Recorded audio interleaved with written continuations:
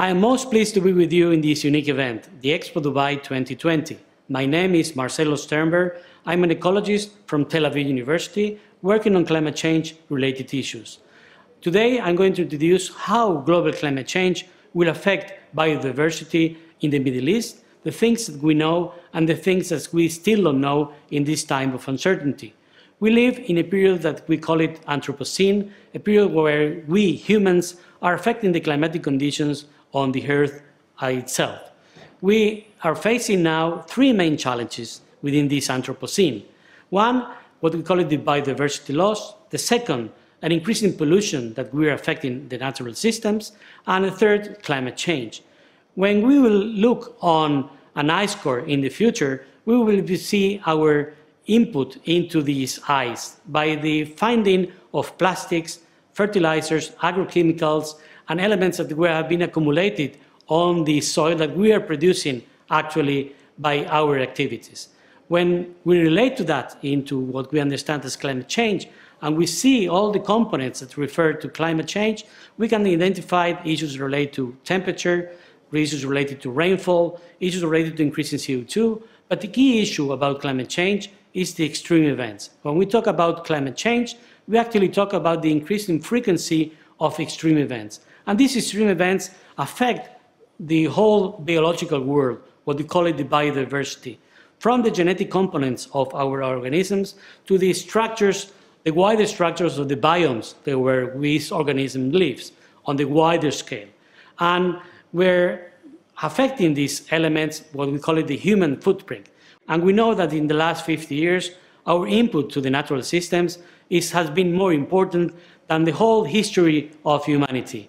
And as a consequence of that, we face major loss in biodiversity. We also seen that our impact on all types of ecosystems. We know that directly we have been affecting more than 70% of the land surface. We have also input on oceans. 66% of all oceans around the world have a human impact. And as well, 85% of what we call it the wetlands have been disturbed by our activity since the last 16th century. So we are facing major challenges, and the last report from the Intergovernmental Panel on Climate Change, just published recently, leaves no doubt that we're affecting the climate in our world. If we had any doubt in the past, all these doubts are almost gone. And we know that we're facing major challenges, and probably we are facing a period that we never have been that before.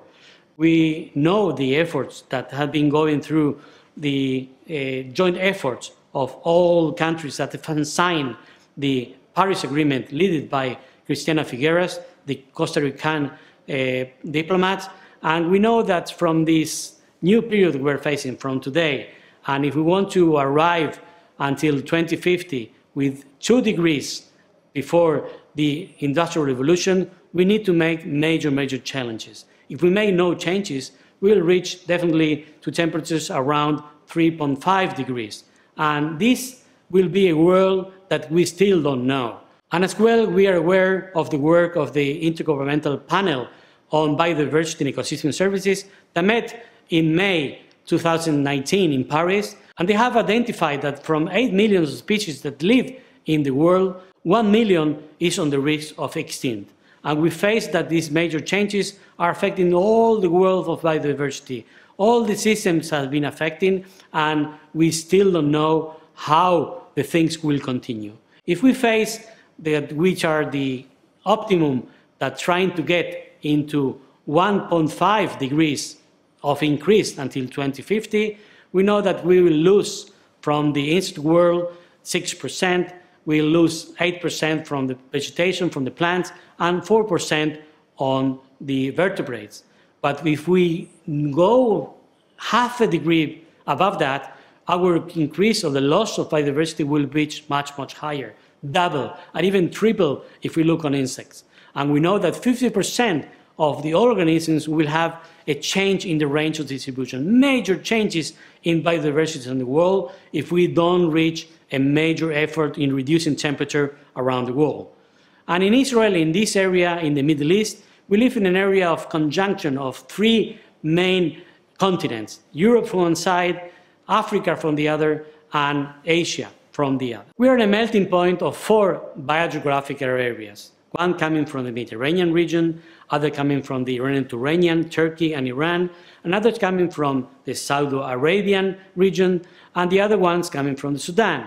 All these four different biogeographic areas with flora and fauna are all melting in our region in a huge ecotone and making this area particularly very, very rich in species diversity, this unique area, this unique land.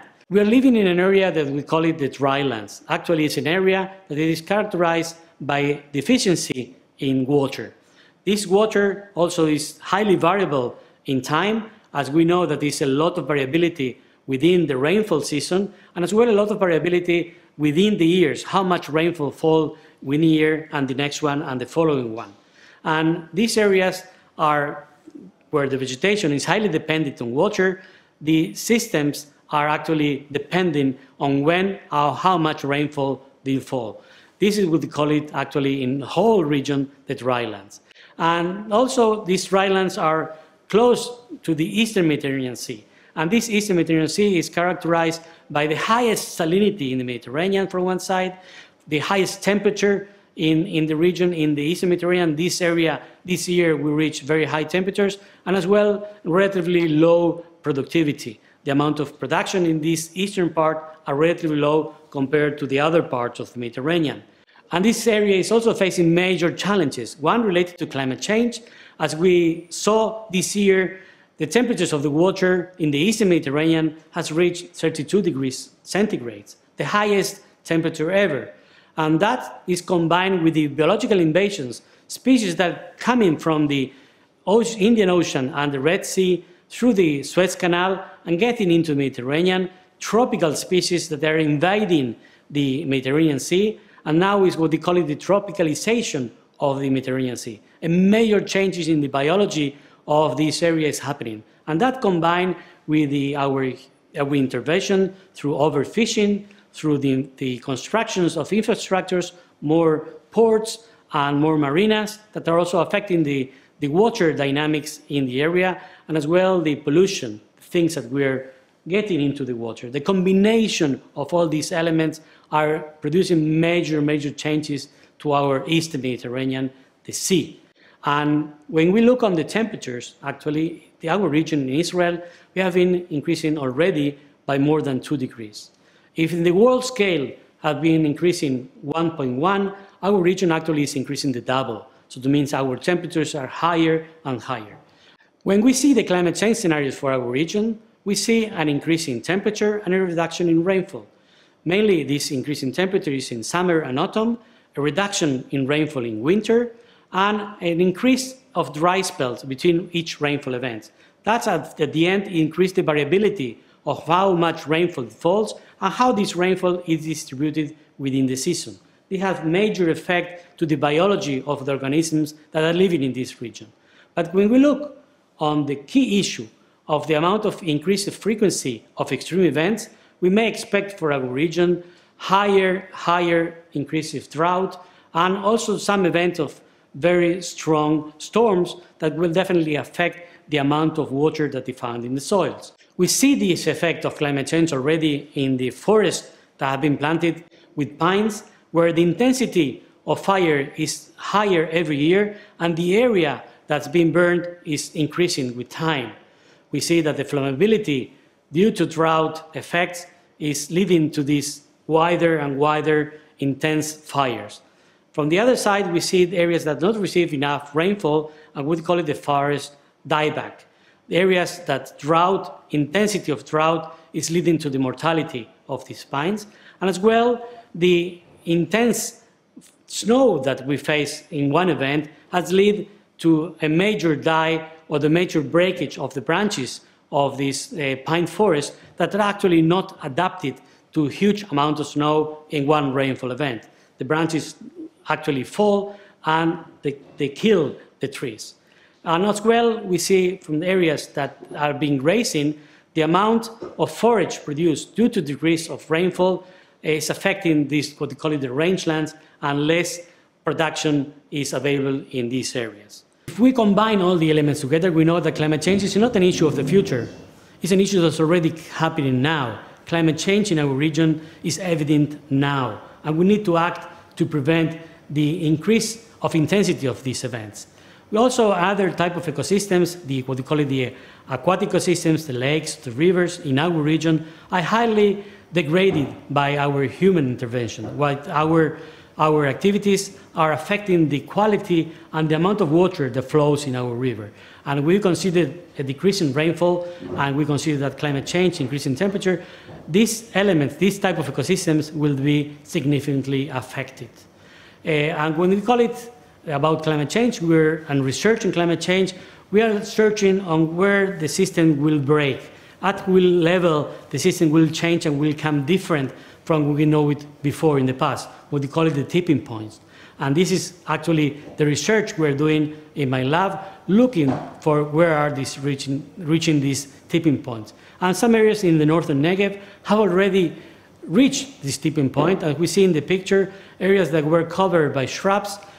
5 or 6 years of consecutive extreme drought have led to the mortality of the whole area. And we see here all the dot points are areas that were covered by shrubs in the past, and now we only face dead snails that were living in the shrub and the story. In other areas, in the Mediterranean shrublands, in the Judean Hills, we have been also in my lab working on how the system will respond to extreme drought. And we see a major decrease in loss in biodiversity. We see changes in lower productivity, as we see here in the findings in a paper recently published by one of my students. We now also trying to understand how not only the drought by itself, but how rainfall distribution is affecting the natural ecosystems, and we built an experiment trying to test this. In the next video, you will see the main idea of this project.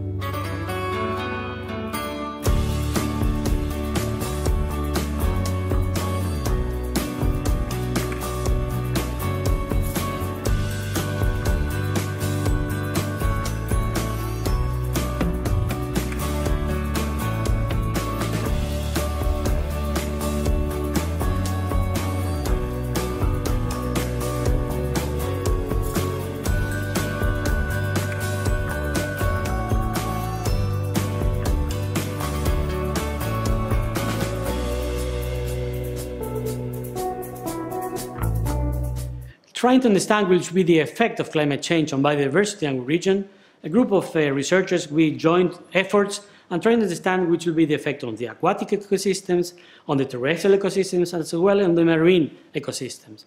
And we published a recent paper that tried to summarize the major challenges that we face in our region in relation to that. As a conclusion of this study, we understood that we need to develop tools for acting within the uncertainty we face under climate change. We know that we need to conserve open landscapes. We need to keep what we call it ecological corridors, areas that are not being developed and actually conserve the areas of the natural areas. We need to return water to nature, not to control all the streams that are flowing in Israel and at least in our region, and as well to take care of what is going into that water, what is the management of the runoff and the composition of the quality of that water, and as well bordering the scientific basis of this action plan. We know that we need to take actions, what is policy, what we call it no regret. Things that we already know that things that we will do will have a positive effect on the conservation, on all the elements mentioned here. First of all, keeping the ecological corridors, all the areas that we see here in green on the map that serve to preserve certain areas and keep the connectivity, reduction of the fragmentation that we identified is a key issue of potential of losing biodiversity in our region. Keeping these areas with no disturbance definitely will secure the biodiversity in our region. And the things that we already know is that we are losing our natural habitats, and the degradation is the primary threat that affect the biodiversity in the Middle East in general. We also know that the combined effect of climate change, species invasion, and the creation of more human infrastructure actually are triggering a major change on the natural ecosystems with the consequence of biodiversity loss. We know that the vulnerability of these ecosystems increase with increasing connectivity, actually lower the fragmentation, as I said before. And as well, securing these ecological corridors, we definitely preserve the connection of species within a larger territory. We also know that we need to fill the gaps, many things that we don't know, and we definitely lack of empirical data, empirical information, experiments that are testing how climate change will affect the biodiversity in our region. But for this, we need more research. We need research in all the languages that we can imagine, as presented here. Research, research, and research. And what we can do, this is actually the time for action. A regional plan of climate change research is critical for the preservation of these natural areas. We need both long-term monitoring and experimental work. Without that, it's very difficult we can say what is going to happen in the future. And we know that we live in a time of uncertainty. We need to work with this uncertainty. We need to work with no direct action, things that we know that everything that we'll do will have a positive effect. This already we know, so we need to work within this framework. It is under our responsibility to leave for the future generations a better world that we receive. Because we are responsible for all these changes that we're facing, it is critical that we need to take action, and we need to take action the soonest as possible. Thank you. Shukran. Toda rabba.